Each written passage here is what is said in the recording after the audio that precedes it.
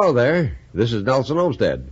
Today, let's meet a lady who believes that homes and history just naturally go together.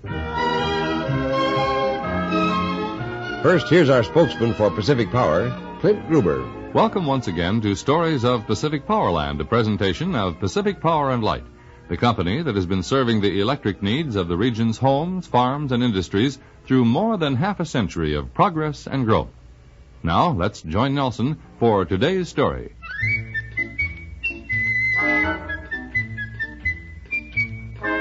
Meeting Mrs. Albert H. Powers in the street, you might assume she had just stepped from the pages of a fashion magazine. But Mrs. Powers may well be on her way to keep a date with a paint roller, a garden trowel, or a dust mop. You see, some years ago, Mrs. Powers developed a passion for the history of the Pacific Northwest, and she found a way to make the region's colorful past come alive. She is busy these days preserving and restoring the historic homes that were built and occupied by some of Oregon's pioneer citizens. She came to Oregon from Berkeley, California, a number of years ago, and settled in the town of Powers in Coos County in the southern part of the state. As she says, she fell in love with Oregon at first sight. She and her husband, the late Albert H. Powers, a prominent southern Oregon lumberman and ranch operator, began exploring the historic landmarks and buildings in Coos County and discovered a treasure right on their own property. Albert Powers discussed the building with his wife, and he said, "Well, this was a boarding house at one time. According to the records, it was built in 1890. I believe it could be restored without too much trouble." And so, converting the old boarding house into a family home was Mrs. Powers' first restoration project in Oregon. Her interest in history continued to grow. She became state historian for the Daughters of the American Revolution. After her husband's passing, she moved to the Portland area. All around her was the very cradle of Oregon civilization, at Oregon City, at Champoeg, in the fertile valleys of the Willamette and the Tualatin rivers.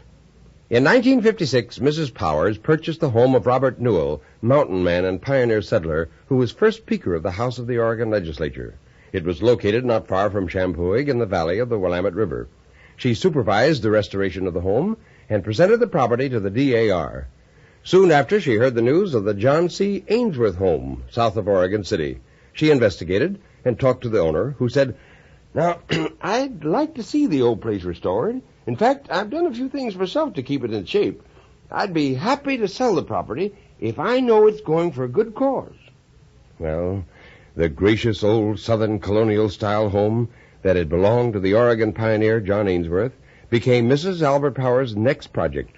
The columns of the porch were jacked up into position. Both interior and exterior were brightened with new paint, and period furnishings were moved in. And before long, the grand old home was good as new. In September 1965, an open house was held at the Ainsworth home, and more than 3,000 persons attended, proving, as one visitor said, "Well, who says the past is dead? You don't get a turnout like this for a corpse. I say more power to Mrs. Powers. She's keeping a valuable part of our past alive."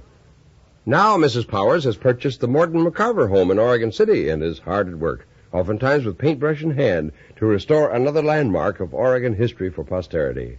In 1966, the Oregon Journal named her one of their 10 women of accomplishment, and the Portland Women's Forum and the Portland Chamber of Commerce named her Woman of the Year. We submit that Mrs. Albert Powers might even qualify as Woman of the Century for her selfless dedication to preserving Oregon's past heritage for Oregon's future generations.